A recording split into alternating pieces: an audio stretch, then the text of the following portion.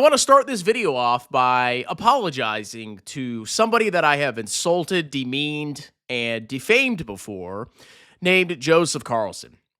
This man is a prominent YouTuber who invests primarily in high quality companies that show strong free cash flow growth, and he sells a pretty decently priced software called Qualtrim.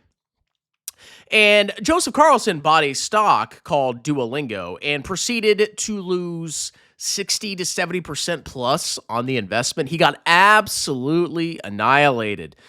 And I completely mocked him, not because the company was bad, but because the stock price went down. And that's not a nice thing to do because sometimes the market can be irrational in the short term. But if you're buying a high quality company on a massive dip, you can actually make a fortune in the long run. Need I remind you about Meta stock, which fell to $88 and is now trading in the 600s or 700s now, just a few years later. And I believe Duolingo is about to have a Meta moment. So I used a discounted cash flow tool, and the results about what price Duolingo is going to be at and what a good price to buy it is now, the results absolutely shocked me. So let's talk about Duolingo a little bit more.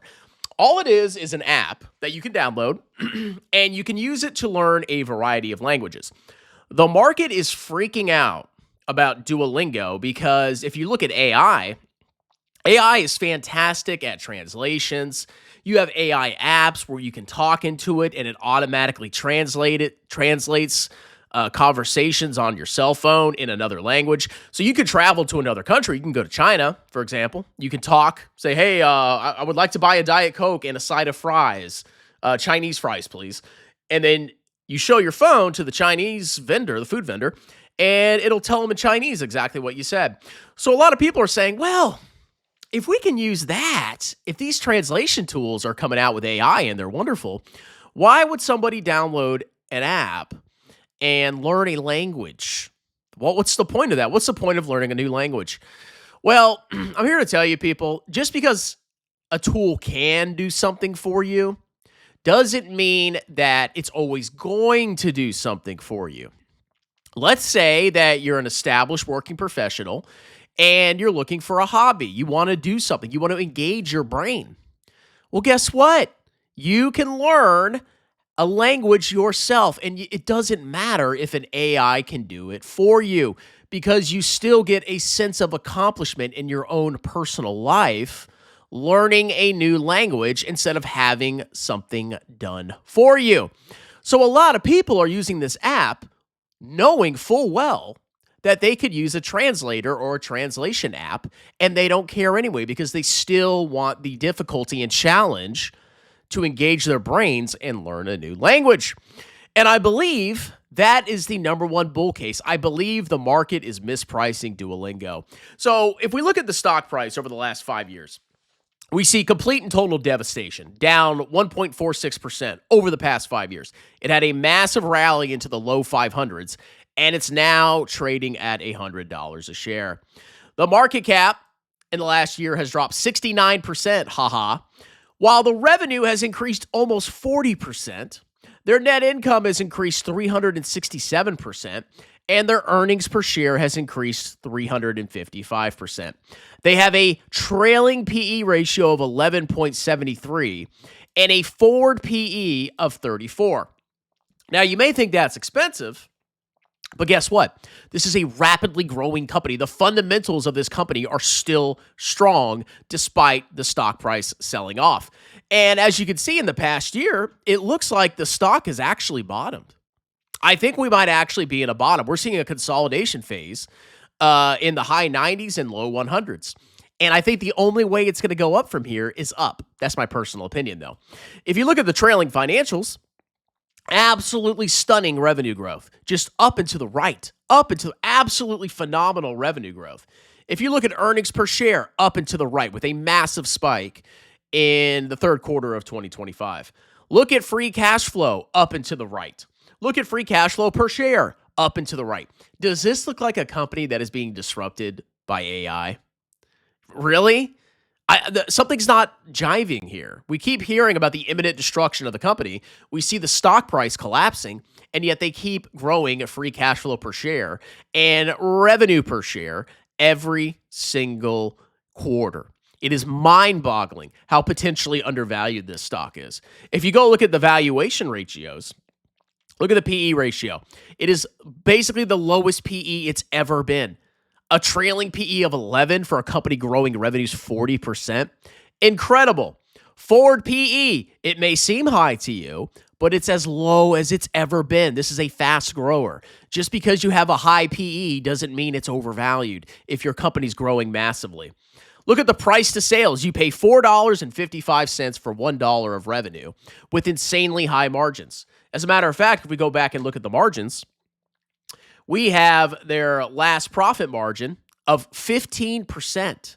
Their last operating margin was also 15%, and they're growing their margins almost every single quarter. Growing revenues, growing margins, growing free cash flow per share. What are they doing with shares? Are they issuing shares? They're issuing a little bit of shares to finance growth, but if you're issuing 2% of your float every year, but you're growing your revenue and profits 200, 300%, I think you're still making more earnings per share that way. Personally, that's what I think about that. And they can always start buybacks.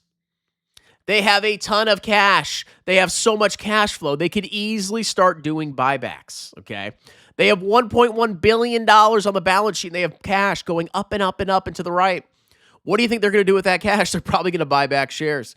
So, where do I think Duolingo is going to go? What do I think is a good buy point for Duolingo? Well, I created this tool, which you could purchase for yourself as well. And if you purchase it one time, you keep it forever. Unlike other YouTubers that charge monthly subscription fees, you pay a one-time fee of $30, and this tool can be yours forever for the rest of your life. I use this tool to give Duolingo a buy point, an excellent buy point, in order to make a target rate of return. So let's go ahead and update this tool with the current numbers of Duolingo. So in cell F3, I have the trailing 12-month revenue of Duolingo. So if I go back and click TTM on stock analysis under the income statement tab, we see that Duolingo has trailing revenue of $1.038 billion. 1,038, 000, 000. $1.038 billion, and that's growing rapidly, oh, by the way. How many shares outstanding do we have? We have about 45.77 million shares outstanding. So we're going to go ahead and pump that in here. And, of course, make sure you're getting the numbers correct. Now we have to do our assumptions for future growth and profit inputs on the top left here. So in cell B2, this is your revenue, your projected revenue growth rate over the next 5 years. And you can update this number. You can do an 8-year DCF. You can do a 7-year DCF. You can do a 10-year DCF, whatever floats your boat. But you got to use your assumptions, and they need to be reasonable, or the tool is going to spit out garbage. So if we go back and look at their trailing revenue growth, we can see that they've literally been consistently growing their revenue in the mid-40s, high 30s. And we see a little bit of deceleration, but it's not significant, okay? It's a slow and steady drop into the right. So I think reasonably a good revenue growth rate for the next 5 years on average will be 30%. Does that seem unreasonable to you? Let's go look at their profit margin. Their profit margin, their trailing profit margin was 39%. 39%. That was distorted, however, by 1 quarter of good earnings. So you have to be very careful here. So if we go back and look at the quarterly profit margins, on average, they're posting about 15, 17, 14%. I believe over time, using AI, they're actually going to improve their profit margins. So in order to be reasonable here, I'm going to give them an 18% projected future profit margin for the next 5 years. Free cash flow margin, if we look at their free cash flow margin, it's much higher, high 20s to mid 30s. So if we go with 35% free cash flow margin, I think that's a reasonable assumption. Their PE at sale. Now, if we go back and look at their historical PE, we click on ratios here, we can see that their PE was trading in the 150s, 170s. That seems kind of high to me. Their current trailing PE is 1192. I also think that's a little low. I think the market is valuing this company incorrectly. So going into the future, I believe their PE ratio for a company growing 30% with 18% profit margins and 35% free cash flow margins, I think a 25 PE would be reasonable.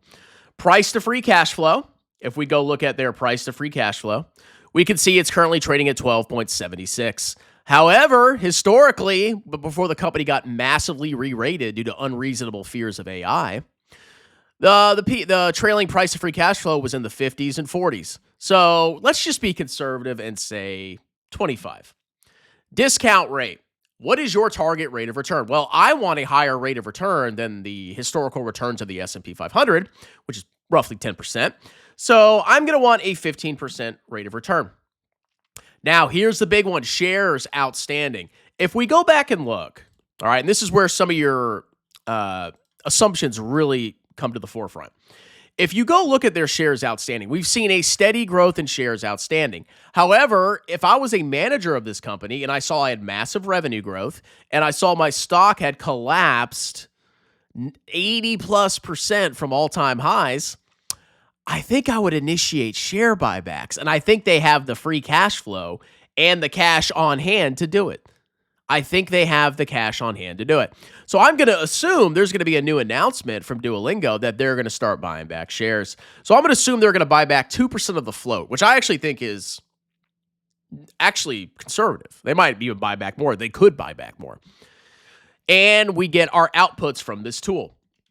Now we have an average buy point. So it spits out the price per share you need to buy in order to get a 15% rate of return, which is in cell B7. If you do it from the profit, the net income perspective, the buy point to get a 15% rate of return is $240. It's currently trading at like 103. For free cash flow, you could buy it at 467 and get a 15% rate of return. If you look at the average, which I've conveniently done here, you could buy Duolingo at 353 and get a 15% rate of return over the next 5 years. Okay, assuming these assumptions are correct. Does this seem unreasonable to you? A 30% revenue growth rate, 18% net income margin, 35% free cash flow margin, PE at sale 25. Is that unreasonable for Duolingo?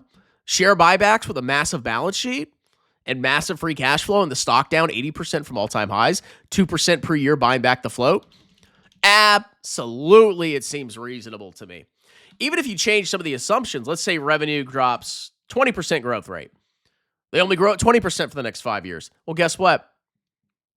Still a good buy. 15% growth rate. Still a good buy. 10% growth rate. Right around fair value to get a 15% return. Am I missing something here? So no, I actually think at this point, the bears are wrong. I think the stock has potentially bottomed. I mean, you can see the stock has been nothing but devastated.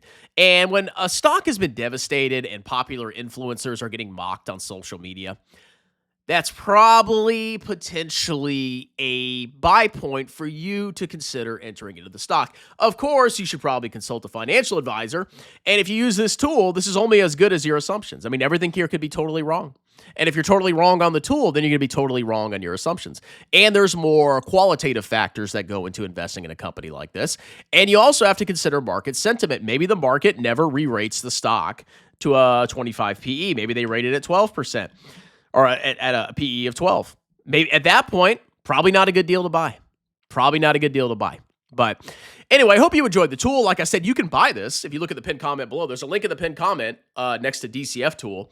You click on it. You send me $30, and this tool is yours to keep forever. You can use this as many times as you want for as many companies as you want, assuming you put in the correct numbers. Make sure you put in the correct numbers. Be very careful with your assumptions. If you have bad assumptions, you're going to get garbage.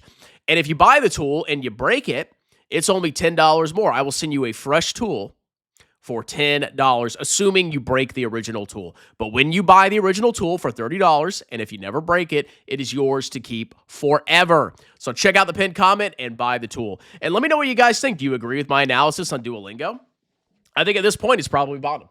It's trading as low as it's been in the last 5 years with insane revenue growth rate. And this company has some value. It's not a worthless company. It's really not. and they generate insane profits, and they have a huge balance sheet. They can start buying back shares. Anyway, let me know what you think. Like, subscribe, consider joining as a member to support the channel. Also, consider booking a free 30-minute tax consultation. I am a certified public accountant. If you have back taxes you need to do, if you have not filed your 2025 taxes, if you need an amendment to your taxes, I can do all of that for you. Book a free 30-minute consultation in the pinned comment below, and we can discuss your tax situation, and I will give you an upfront fixed quote to prepare your taxes. Have a wonderful day, everybody.